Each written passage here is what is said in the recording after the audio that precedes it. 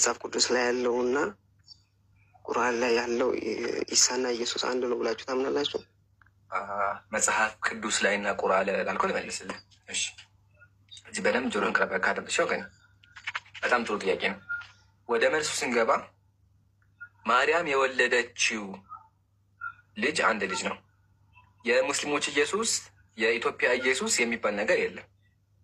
ኢትዮጵያ ላይ ኢየሱስ ይባላል፣ በእንግሊዝኛው ጂሰስ ይባላል፣ ኢሱ ጂሰስ ምናምን ዮሹዋ ይባላል። ብዙ ስሞች አሉት። ስሞቹ ተለያዩ ማለት ብዙ ሰው ናቸው ማለት አይደለም። የኢትዮጵያ ኢየሱስ ምሳሌ ገድል ላይ ያለው ኢየሱስ በጣም ብዙ ነገሮችን ያውቃል። ጸያፍ ነገሮችን ተብሎ የሚገለጽ ምሳሌ ተገቢ ያልሆኑ ነገሮችን ያውቃል። ገብቶሃል ምን እንደሚል። ወደ ሌላ ደግሞ ሀገር ስንሄድ የተለየ ነገር ያደርጋል በመጽሐፍ ደረጃ። ይሄ ማለት ብዙ ኢየሱሶች አሉ ማለት አይደለም። እሺ አንድ ኢየሱስ ነው ያለው። አሁን አንድ ኢየሱስ ግን ደግሞ መጽሐፉ የሚናገረው ነው። አሁን እዚህ ጋር ችግሩ የሚሆን መጽሐፉ የሚናገረው የተለያየ አያ። ስለዚህ አንተ መጠየቅ ያለብህ የትኛው መጽሐፍ ላይ ያለው ነው ትክክል ማለት አለብህ እንጂ 2% ማድረግ አይቻልም። ምሳሌ ማርያም አለች። እኔ ማርያምን አይቻት ቢሆን ምሳሌ ማርያም ጥሩ ሰው ናት፣ ጻድቅ ናት ብዬ ጻፍኩኝ። አንተ ደግሞ የማርያም ጠላት ሆነህ ምን አልክ? ማርያምማ ጻድቅ አይደለችም ብለህ ጻፍክ። የሁለታችን ጽሑፍ ማርያም ሁለት አደረጋት። ማርያም አንድ ናት። ግን መመሪያ ያለብን ምንድን ነው? የትኛው ትክክለኛ ዘገባ ነው? ማርያም ጻድቅ ናት ወይስ ደግሞ እየው እንዳለው ማርያም ጻድቅ አይደለችም የሚለውን የሚመረመረው። ስለዚህ ኢሳ ዓለይሂ ሰላም ኢየሱስ አንድ ናቸው። በአረበኛ ኢሳ ይባላል፣ በአማርኛ ኢየሱስ ይባላል፣ በእንግሊዝኛ ጂሰስ ይባላል። ጆሹዋ፣ የሱ እየተባለ ብዙ መጠሪያዎች አሉት። አይደለ? ግን ዋናው ማየት ያለብህ ትክክለኛ መጽሐፍ የገለጠ የትኛው ነው የሚለው ነው። በመጽሐፍ ቅዱሳችሁ ያለው በጣም ብዙ ነገር ተዋሽቶበታል። እናቱን የሚሳደብ የእግዚአብሔር ቃል ላይ የሚጨምር ለሐዋርያቱ ክብር የሌለው ሰዎችን የሚሳደብ አባት ቀምጦታል። ቁርአን ላይ ደግሞ ስንመጣ ኢሳ ዓለይሂ ሰላም ለእናቱ ክብር ያለው ማንን ነው ይሳደባል ያልከው? አይሁዳውያንን እናቱን አንቺ ሴት ይላታል። አንቺ ሴት ብሎ ይገልጻታል እናቱን። ሁለተኛ ደግሞ ለጎረምሶች ሁለተኛ ደግሞ ታላልቅ ሰዎችን እያመጣ አንቺ ሴት ማለት ስድብ ነው ታዲያ? አዎ ስድብ ነው። አንተ ናት አንቺ ሴት ትላታለህ። የክብርም እኮ አለ ይምራኒ። ቆይ እውነት ፍለጋ አትገባ መሀል ላይ መልስልኝ። እየው እናትህን አንቺ ሴት ማለት ትላታለህ። አትንገረኝ እናትህን ሂደህ። እኔ ፐርሰናሊ አለም። በጣም ጥሩ ኢየሱስ ግን ይላል። አንደኛ ግን ከፈለግ ይህን ስድብ አይደለም ኢየሱስ ይላል። በቃ ይህን ተው፣ ስድብ አይደለም። ሌላ ምን ያደርጋል ስንል ኢየሱስ በቃ ተው፣ ተስማማሽ። ያው ግን አንተ ራስህ እንደማትለው አይተሃል። አንተ እናትህን አንቺ እንደማትለው ከሆነ ኢየሱስ ነው ይሄ የሚያደርገው። ወይ አተቆርጠኝ ጨርስ። ሁለተኛ ደግሞ ይህን እንኳን አይደለማ ጠየቀኝ። አንተ እኮ ጠየቀኝ የት ቦታ የተሰደባክ። ስለዚህ ማስረጃ መቅረብ አለብኝ፣ መመለስ አለብኝ። እዮብ እያተቆርጠኝ። እሺ አንዴ ዝም በል። ብዙ አብራራ። ሁለተኛ ደግሞ ሰዎችን ይሳደባል። ምሳሌ ምግብ ሲበላ እጁን ሳይታጠብ ደንቆሮ ይላቸዋል። ሶስተኛ እናቱን ማርያም ትላልቅ ሴቶችን እያመጣ መጥፎ ነገር እንድታደርግ ያደርጋታል። መጥፎ ነገር ሊትራሊ መጥፎ ነገር እንድታደርግ ያደርጋታል። ይሄ ነገር በጣም ጸያፍ ነው። ያ ስለዚህ መጽሐፉ ኢየሱስ ላይ ዋሽተዋል ብዬ አምናለሁ። ሳምን ደግሞ በማስረጃ ነው።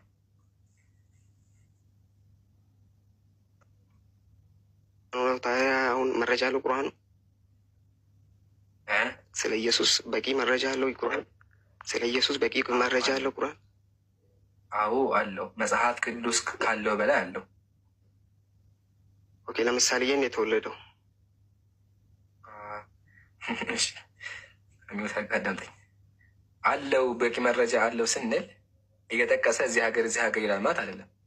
አሜታ ጋር አዳምጠኝ ማለት እንደፈለኩ። መጽሐፍ ቅዱስ የኢየሱስን ታሪክ ሲይዝ መረጃ የለውም። ሉቃስ የሚባለው ግለሰብ ኢየሱስን አይቶ ሰምቶ አያውቅም፣ አግኝቶትም አያውቅም። ከሆነ ጊዜ በኋላ ነው መጥቶ ሀሳብ የሚጽፈው ሉቃስ የሚባለው ግለሰብ። ማርቆስም እንደዛው፣ ዮሐንስም ማቴዎስ የምትላቸው ትክክለኛ ጸሐፊዎች አይደሉም። ስለዚህ ታሪክ ጽፉ ታማኝ መረጃ የላቸውም። ዝም ብሎ የመጣላቸውን የጻፍ እርስ በርሳቸው የሚጋጫሉ። ወደ ቁርአን ግን ስመጣ ቁርአን ላይ ታሪካቸውን የሚነግረን ሰማያትና ምድርን የፈጠረ አምላክ ነው። የእናንተሳ እንደው ጓደኛው እንኳን ጻፈ ኢየሱስ እንዲያየ ጻፈ ብትይኝ ችግር የለም። ግን አይቶት የሚያውቅ ግለሰብ በቃ ኢየሱስን አይቶት አያውቅም። መጣ ቁጭ ያለ ጻፈ። በቃ የከበክ ቴዎፍሎስ ጓደኛዬ ታሪክን ልጻፍልህ፣ ለጓደኛው ጓደኛዬ የሰማሁትን ነገር ልጻፍልህ፣ ጓደኞች የነገሩኝ ሌሎች እንዳስተላለፉልኝ ብሎ የሰማውን ታሪክ ከሰዎች ሲቀበል የመጣውን የጻፈው ለጓደኛ የግል ደብዳቤ ነው የጻፈው። አያ ዳይ ታሪክ ነው ደብዳቤ ወደዛ አድርገው።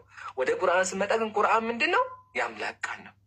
እሺ ታዲያ ቁርአን ላይ በቂ መረጃ አለው ሲባል አንተ እንዳልከው የአገር ታሪክ አንዴ ይቅርታ፣ አንዴ አንተ ትክክለኛ አልተጻፈም ብሎ ጻፍ ከምትለው ምን ላይ ተመስርተ ነው ትክክል ያልከው? አሁን ለምሳሌ መጀመሪያ የተጻፈው ምን ላይ ተመስርተ ነው? መጽሐፍ ቅዱሱ ጸጥ ብሎ ጻፈ፣ ቁርአኑ ደግሞ የእግዚአብሔር ቃል ነው ብሎ እንድታምን ያስደረገ? ይሄ ተገቢ ጥያቄ ነው። ልመልስልህ። የመጽሐፍ ቅዱስ ውስጠት እንደሆነ የተረዳሁት በምንድን ነው ካልከኝ፣ ራሱ መጽሐፉን ስከፍተው ምን ይላል? ለግል ሕይወቱ መመሪያ እንዲሆን ታስቦ የተጻፈለት ሰው ነው ይላል። ሉቃስ ለጓደኛው ቴዎፍሎስ ጻፈ። የጻፈው ደግሞ ለግል ሕይወቱ መመሪያ ለአንድ ግለሰብ ለጓደኛው የጻፈው ታሪክ ነው። ለዛ ነው ሲጀምር ብሎ ይናገራል። ያው አትቆርጠኝ ያስታውራለህ። አንዴ ዝም በል እዩ። ቅድም ታገዝኩ አይደለ? ሰው ሲያወራ አትግባ። እኔ ስታወራ እኮ አልቆረኩም አይደል? አዳምጥ። እንደሱ ጆሮን ቀረበ አዳምጥ። እሺ። ስለዚህ የግል ደብዳቤውን ለጓደኛው የጻፈው ሲቀጥል፣ ሰውየውም አልነበርም በኢየሱስ ጊዜ። ተመልከት ምን እንደሚል። በእኛ መካከል ስለተፈጸሙን ነገር ብዙዎች ታሪኩን የተቻላቸውን ያህል ጽፈው ይገኛሉ። ይህም ታሪክ ከመጀመሪያ አንስቶ የአይን ምስክሮች የቃሉ አገልጋዮች የነበሩት ያስተላልፉልን ነው። ክቡር ቴዎፍሎስ ሆይ እኔም በበኩሌ ሁሉን ከመሰረቱ በጥንቃቄ ከመረመርኩ በኋላ ታሪክን አዳምጥ።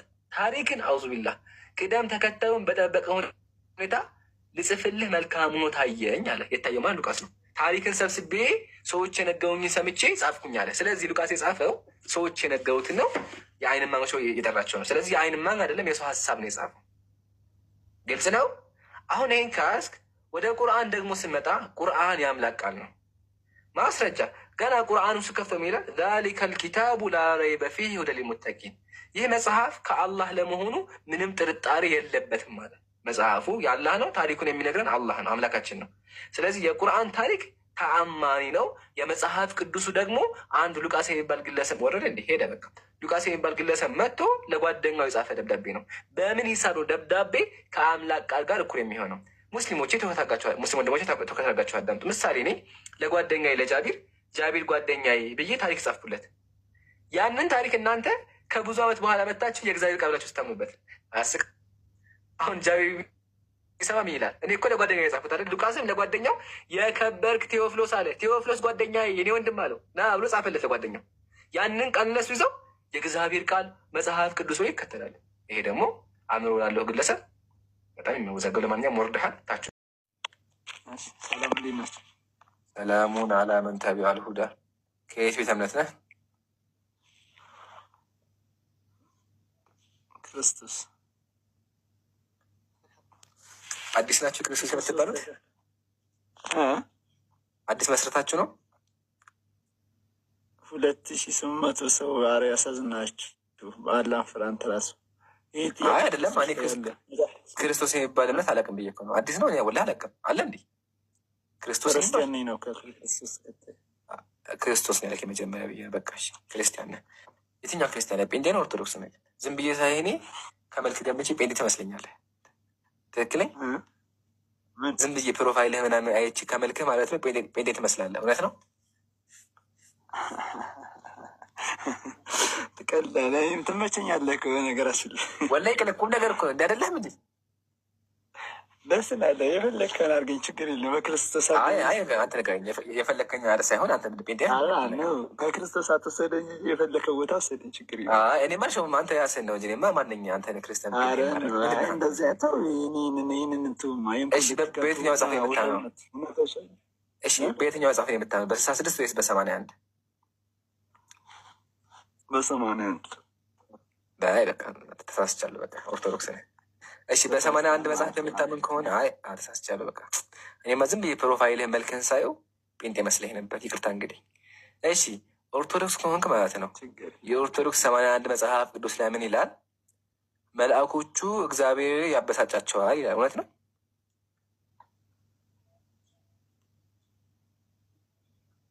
መልአኮቹ አዎ እነ ሩፋኤል እነ ገብርኤል እግዚአብሔር ያበሳጫቸዋል፣ ያናዳቸዋል። አንተ አላህን መልአክ ፍጡር ያበሳጨዋል ብለህ ታምናለህ? መጽሐፉ ግን እንደዛ ይላል። አይ መጽሐፍ ላይ ሳይሆን ስለ ፈጣሪ እያወራን እያለ አሁን ይሄ የእግዚአብሔር ቃል አይደለም እንዴ? የእግዚአብሔር ቃል እንደዛ ካለ ማለት ነው። አሁን ምሳሌ የኔ ቁርአን ላይ እንደዛ የሚነገር ካለ እውነት ነው ማለት ነው። ቁርአን ላይ ካለ መጽሐፍ ቅዱስ ሳያነብ ደግሞ መልአኮቹ እግዚአብሔር ያበሳጫቸዋል ይላል። አይ ለምን እንደዛ ሳይሆን አንዳንዴ ለምን ፖለቲካ ሃይማኖት ሰው እውነትን እንዲያውቅ ብናደርግ ደስ ይለኛል። አይልም ነው ያልኩህ አንዴ። ቆይ አንዴ አይልም ነው ያልኩህ አይደለ? አይልም ካልከኝ ያው ሙስሊም እንግዲህ በባህሪ እሺ፣ አይልም ካክለው መልስልኛ። እግዚአብሔር ለምንድን ነው መልአኮቹ የሚያበሳጫቸው? አሁን እሱ ጋር ለምኩ ይምራን ያለ ነው እሱ ጋር ሳይሆን አይደለም።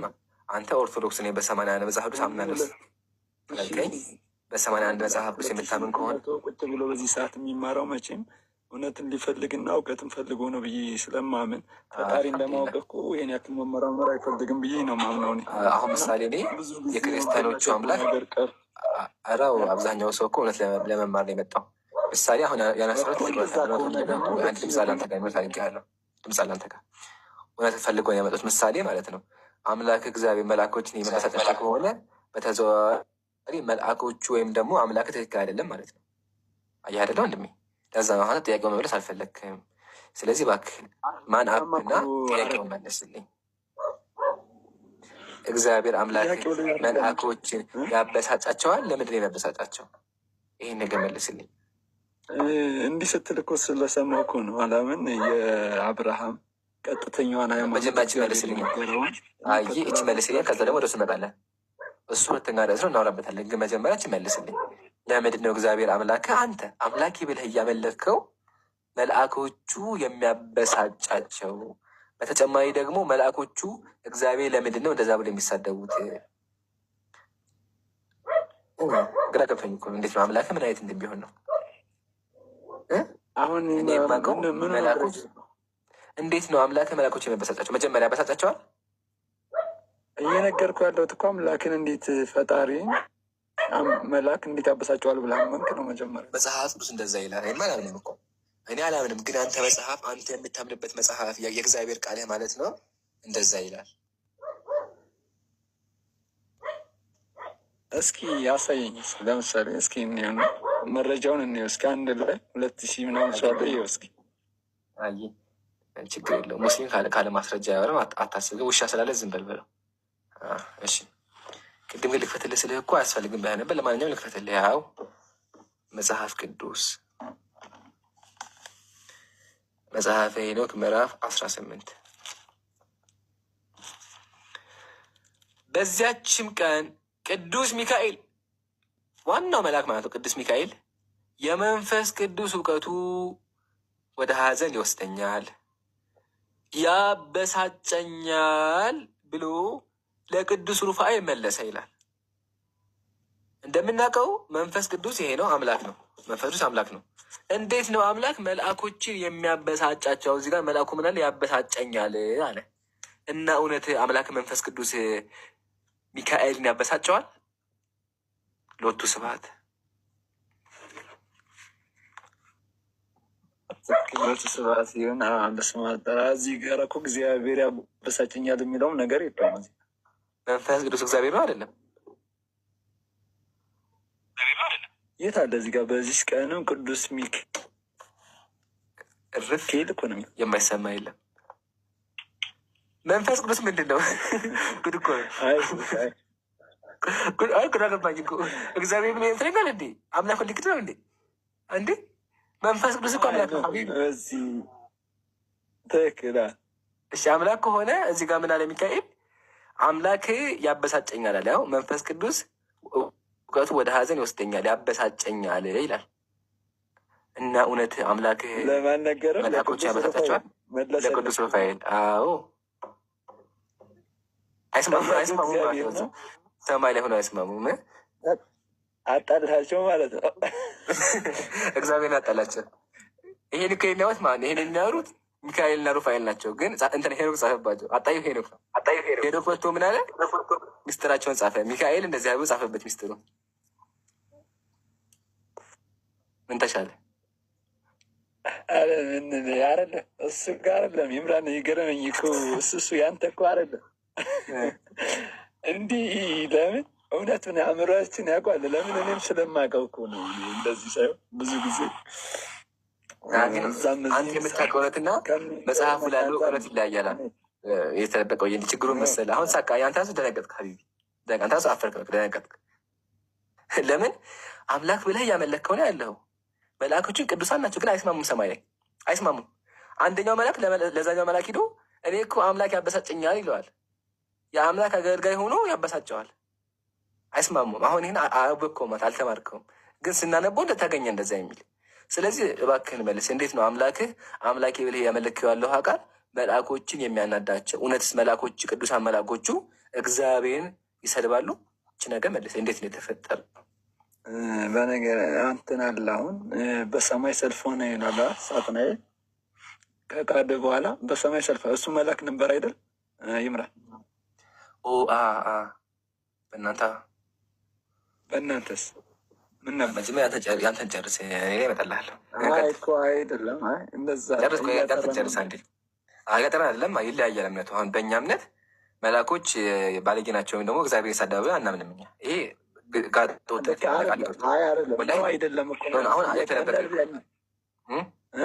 የተደበቀው ምሳሌ እንዲገባህ ማለት ነው። አንተ አምላክህን ያበሳጨኛል ትላለህ። ወላሂ አይባልም እኮ ብልግና እኮ ነው ይባላል። አምላክህን እንኳን አምላክህን እናትህን እንኳን እንደዛ አትላትም። እናትህን አትላትም እንደዛ የወለደችህ እናትህን ራሱ አንተ ሄደህ አበሳጨሽኝ አትላትም። በቃ አይባልማ። ታናጭኛለሽ አይባልም። ግን እዚህ ጋር ሚካኤል ደግሞ እንደዛ ያፈርኩት እኮ ያንን ነገር ነው። እንዴት ነው ሚካኤል የመልአኮች ዋና ሆኖ እንዴት ነው አምላክ ያበሳጨኛል የሚለው? እኔ እኮ በጣም ደንገጥኩ። ላይ አፈርኩ ራሱ ለእሱ አፈርኩለት። አምላክ እንዴት ያበሳጨው? መላክ ነው እኮ ሰው እኮ አይደለም። መላክ አይደል? በፊት የሚቆም ነው አይደል? ስለዚህ አንተ እያልከኝ ያለው ሚካኤል በአምላክ ይበሳጫል? አይ ተበሳጨው ብሎ እኮ ለሩፋኤል ነገረው። ስለዚህ በሳጫ አዎ በኔ ከተበሳጨ ተበሳጨው እያለ እኮ ነው መጣ። የሚያበሳጨው ማን ነው? ያው እግዚአብሔር አበሳጨው ማለት ነው። እናመሰግናለን። በቃ ከላስ ጀግና በቃ ቅድም አሳየኝ ብላ እንግዲህ አይተሃል። በቃ ስለዚህ መልአኩ ችግር አለበት ወይም እግዚአብሔር ችግር አለበት? ይሄን አጣርተናል። ግን የሚያዘው ነገር መሰለ ቅዱስ ሚካኤል በቤተ ክርስቲያን መጽሐፍ አለው። እንዲሁም ደግሞ የሚጸልይለት ቅዱስ ሚካኤል እርዳኝ የተባለ በየቀኑ የሚጸልይለት አካል ነው። ግን እሱ እንኳን ሊጸልይ ይቅርና ሂዶ እግዚአብሔር አበሳጨኝ ነው የሚለው። እናመሰግናለን። ሞት ደርሶት ንስሐ ገባለሁ የሚባል ነገር ቶቱ ለአን ቢባል የሚሰማው የለም። እሺ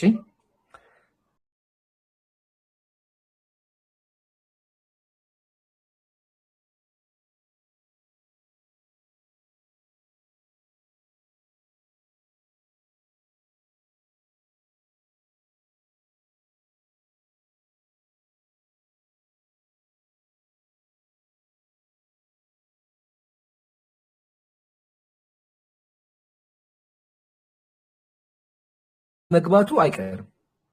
ኦኬ ጀነት መግባቱ አይቀርም። ግን ኃጢአተኛ ሆኖ ኃጢአት ሰርቶ ይቅር ካልተባለ ገሃነም የሆነች ጊዜ ያክል ይቀጣና ጓደኞቹ ምሳሌ ጓደኞቹ አምላክ እንደው ያደርጋሉ ወይም ደግሞ ቅርብ ዘመዶቹ ያ ረቢ ያው ዱዓ ያደርግ። በጣም ብዙ ሐዲስ ተቀምጧል። መላእክቶችም እንደዚህ ዱዓ ያደርጉለታል። ስለዚህ ሰዎች ዱዓ ሲያደርጉለት ጓደኞቹ ሲመሰክሩለት እንዲሁም ደግሞ ቅጣቱ ሲጨርስ ምን ይሆናል? ከገሃነም መጥቶ ወደ ጀነት ይገባል። ቀጥዓን ጀነት መግባቱ ግን አይቀርም። ለምን? አህለል ኢማን አህለል ተውሂድ ነው። የተውሂድ ባለቤት ለዛ ነው ነብዩ ፈየኽሩጁ ሚነና አህሉ ተውሂድ አሉ። የተውሂድ ሰዎች ከገሃነም ይወጣሉ፣ ወጥተው ወደ ጀነት ይገባሉ አለ። ስለዚህ በጣም ኃጢአተኛ ከሆኑ ተቀጥተው ጀነት ሊገቡ ይችላሉ። ዋናው ግን ጀነት መግባታቸው አይቀርም። አላሁመ ያግሲልና ሚነን ናር ወድኺልና አልጀና። አላህ ጀነት ያስገባል፣ ከእሳት ደግሞ ይጠብቃል። እሺ በጣም ጥሩ። እሺ ቂያማ ምን ላይ ነው የምትቆመው? መጨረሻው ቀን የሚደርሰው ሰዎች ምናምን ይኖራሉ አይደል? የመጨረሻው ቀን ነው ቅያማ የሚባለው። ቅያማ ትቆማለች የሚባለው አሁን ለምሳሌ መጥፎ ነገር ላይ ነው የምትቆመው ቅያማ የሚባለው እና እንደዛ ስለ ቅያማ አሁን ላይ አይደለም በዚህ ምድር ላይ የሚቆመው። የውመ ቱበደሉ አርዱ ገይረ አርድ ብላ እስከመጣ አምላካችን ምድር ትቀየራለች። አሁን ያለው ምድር አይደለም ትቀየር። ጥሩ ነው። እሺ አንዴ ምን መሰለህ አሁን ለምሳሌ ኢሳ ይመጣል ብላችሁ ታምናላችሁ። ኢሳ ሲመጣ ምድር ማለት ሁሉም አማኝ ያደርጋቸዋል ወይንም ደግሞ ሙስሊም ያደርጋቸዋል ተብሎ ስለምታመን ቅያማ ደግሞ መጥፎ ነገር ወይንም ደግሞ የተረገሙ ሰዎች በህይወት እያሉ ወይንም ደግሞ አምላካቸውን የማይከተሉ ሰዎች በህይወት እያሉ እንደሚቆም ነው የምታስተምሩት። መልሳችሁ ነገር እንዴት ነው? አይጋጭባችሁ? አልገባህም? ኢየሱስ ኢሳ ሲመጣ ደግሞ መልሶ ያሳምናችኋል ምናምን ነገር አይበላችሁ ነው የምታምኑት። ከዛ ደግሞ መልሳችሁ ቅያማ የሚቆመው መጨረሻይቱ ቀን የምትመጣው ከዛ በፊት ኢሳ ይመጣል ብላችሁ ታምናላችሁ። መጨረሻይቱ ቀን የምትመጣው ደግሞ ከዛ በኋላ ነው። እሱ ካሳመናቸው በኋላ ነው። ገባክ? ግን አልገባህም ችግሩ። እሺ ለማንኛውም ሐሳቡን ላስረዳ። ኢሳ አለይሂ ሰላም ወደ ምድር ከመጣ በኋላ ምድር ላይ ሰላምን ያመጣል። ሁሉ ሰዎች ሙስሊም ይሆናሉ። ኦኬ ጦርነቱን ያሸንፋል። ሐሳዊ መሲህን ይገለዋል። ሐሳዊ መሲህ መጥቶ ሰዎችን ይገላል፣ እሱን ይገለዋል። ምድር ላይ በሰላም ይኖራሉ። ኑሮ እሱም ወደ አኺራ ይሄዳል። ወደ አኺራ ከሄደ በኋላ ጊዜያት በኋላ ምን ይፈጠራል? የትንሣኤ ቀን ይባላል፣ ወይም ደግሞ የመጨረሻው ቀን ጊዜ ይደርሳል ማለት ነው። ኢሳ አለይሂ ሰላም የየውመል ቂያማ ምልክት ነው እንጂ የየውመል ቂያማ አይደለም። የኢሳ መምጣት፣ የኢየሱስ መምጣት፣ የመሲሁ መምጣት ቂያማ እንደቀረበ ለማሳየው። ለዛ ነው ወኢነሁ ለዒልሙ ሰዓ አለ አምላካችን። እሱ እኮ የመምጣት ሰዓቱ እንደቀረበ ያሳያል። አለይሂ ሰላም መጥቶ ሰዎች ሙስሊም አድርገው ከሄደ በኋላ ድጋሚ ምድር ላይ ሰዎች ይመጣሉ፣ ሰዎችም አሉ። ኦኬ ስለዚህ አምላካችን ፈዩርሲሉላህ ሪህ የሆነ ንፋስ ነገር ይመጣል። ንፋስ ነገር ይመጣና አማኞች በሙሉ ሳይሰቃዩ በሰላም ይሞታሉ። ሁሉ ምድር ላይ ያለ አማኝ በሙሉ ሳይሰቃይ በምድር በሰላም ይሞታል ማለት ነው። ምድር ላይ ማን ቀረ? ከሃዲያኖቹ ቀሩ ማለት ነው። ከሃዲያኖቹ ሲቀሩ ከሃዲያን ላይ ምን ይቆማል? የውመል ቂያማ ወይም ደግሞ የውመል ቂያማ ሳይሆን የዓለም መጥፋት የመጨረሻ ዘመን ይቆምባቸዋል። እንደ አምላካችን ምድር ይመቆላል እንዳውጣው እንደውም በዓል በጣም የሚያስደንግጥ አንቀጽ ነው። እሺ ልክፈተው። ኢብራ አላህ ነው ففوضى ምን ላይ ልክፈተው? من في السماوات من في السماوات والأرض ايش سورة النور ቁጥር 87 ሱረቱ ኑር نعم 87 እሺ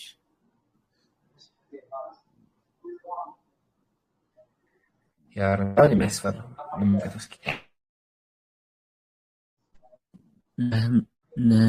ነህል ናከኛ نعم እሺ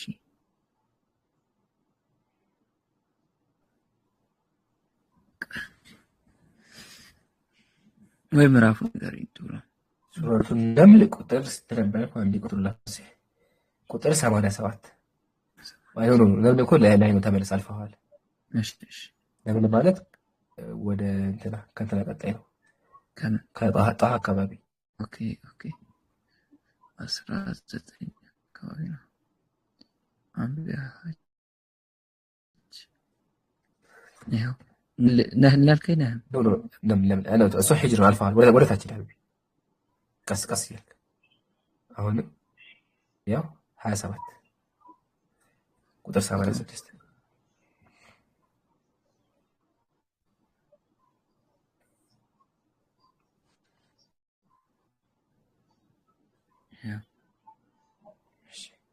እንደዚህ ይላል።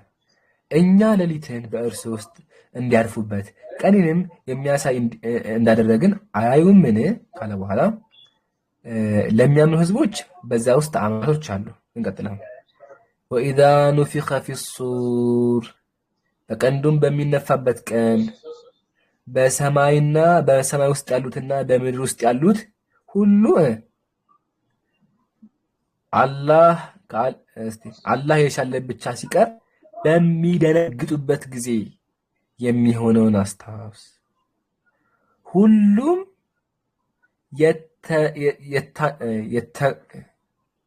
የታነሱ ሆነው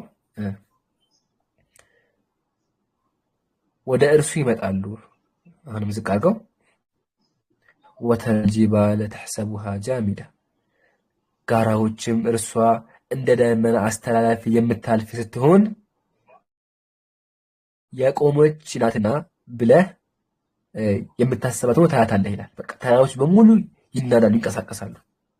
እና ይሄ ቂያማ የሚቆመው ይሄ ድንጋጤ የሚያጋጥማቸው እነማን ነው? ከሃዲያን። አማኞቹሳ በሰላም በአየር ወይም በጭስ ብቻ እንዲሞት ያደርጋቸዋል። የሆነ አየር የሆነ ጭስ ነገር ይወጣል፣ በጭሱ ብቻ ምድር ላይ ያለው አማኝ በሙሉ ይሞታል ማለት ነው። እና አላህ ከዚህ ፈተና ይጠብቀን።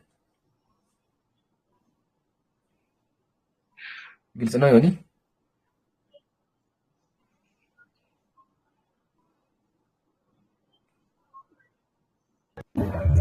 እሺ ጥሩ ነው። አሁን ባጭሩ ያልከኝ ኢየሱስ ኢሳ ማለት የእናንተ ኢሳ ከሄደ በኋላ ማለት ነው እንትንም ቂያማ የሚባለው ነገር የሚቆመው። እሺ በቃ እሺ ማለት እሱ አሳምኗቸው ጨርሶ ከሄደ በኋላ የተኛው መጥፎ ሰው ላይ ነው ግን የሚቀጡት? የተኞቹ ናቸው?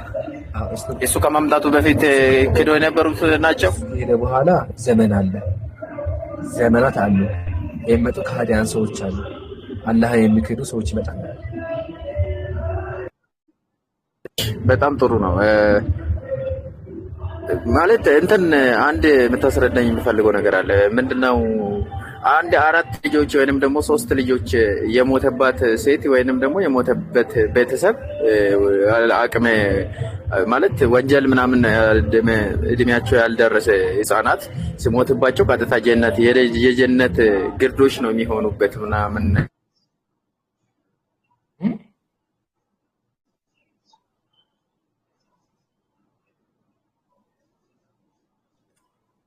ሰምተሃል? ያለው አልገባኝም። የተረፈ ነው ተቋርጧል። ኢምሮ ሀሳቡን ጨርሰው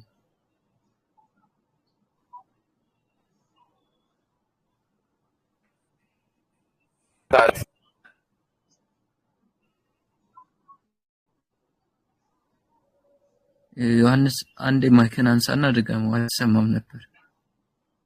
ድገሙ እንደገና።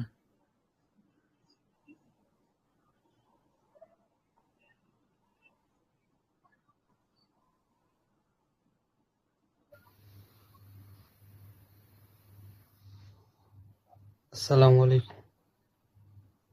وعليكم السلام ورحمة الله. ሰላም ነው ኢምራን? አልሐምዱሊላህ።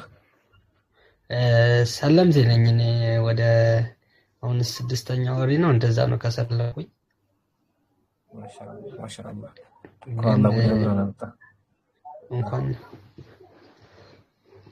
ግን አንድ ጥያቄ አለኝ። የሆነ ጊዜ እንደዚህ ሚዲያ ላይ ነው ሲያው ሰማሁት ነገር ነው ይመስለኛል።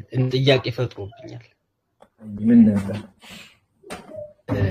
አላህ አካል አለው ወይ በሚል ንግግር በጣም እየተነጋገሩ ነበርና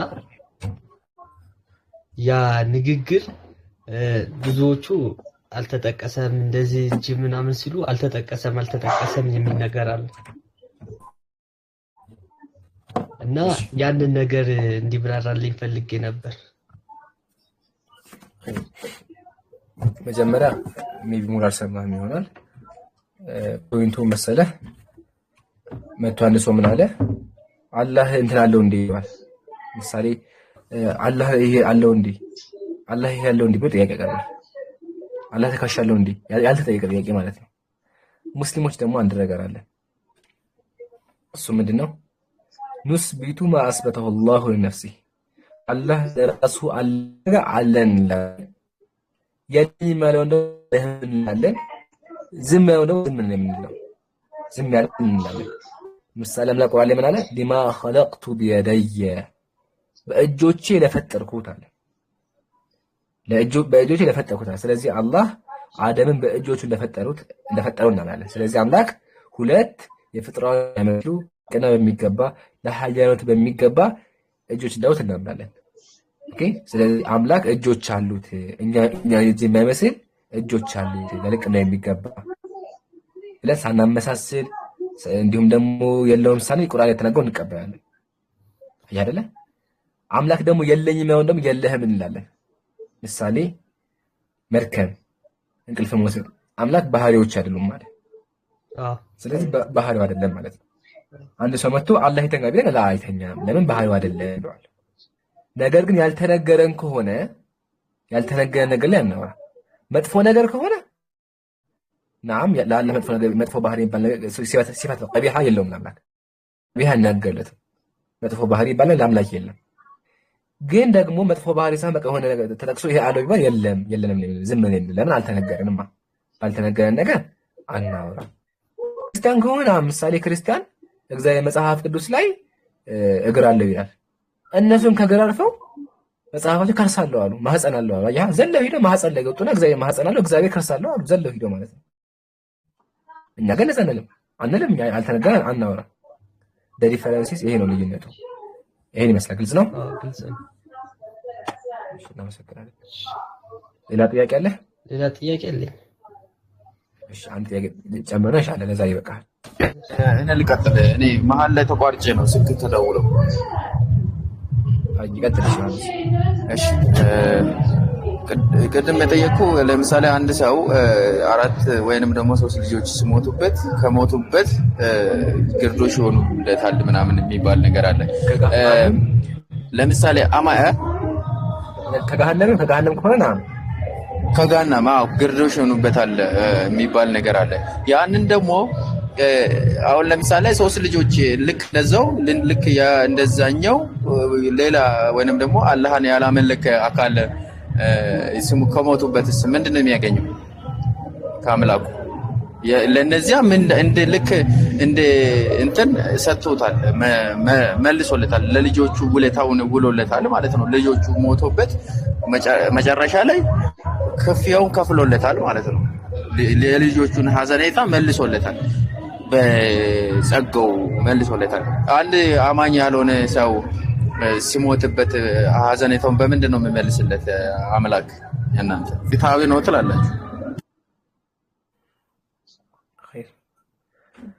መጀመሪያ ሰው ሲሞትበት ግርዶ የሆነለት የሚለው ሐዲስ አልተረዳኸውም። ሜቢ ያልተረዳኸው ነገር መሰለህ። ባለፈው ቀርተነዋል። ሜቢ አልነበርክም ትናንትና። ነብዩ ሐዲስ ላይ ብለዋል፣ አንድ ሙስሊም የሚያጋጥመው ችግርም ጭንቀትም መጥፎ ነገርም በሙሉ ለሱ አላህ ኃጢአትን ይቅርለታል፣ በሱም ደግሞ የተነሳ አጅር ያገኛል ብለዋል። ስለዚህ አንድ ሙስሊም የትኛውም ችግር ቢያጋጥመው ከታገሰና ከሰበረ ምን አለው? አጅር አለው፣ ጀነትን ያገኛል። የትኛውም ሙሲባ የትኛውም ነገር ታሞ ምሳሌ ታሞ ህመሙ ላይ ከሰበረ ከታገሰ ጀነት አለው። ይሄ ሲባል ህመሙ ብቻ አይደለም እኮ መታገሱ ነው ዋናው።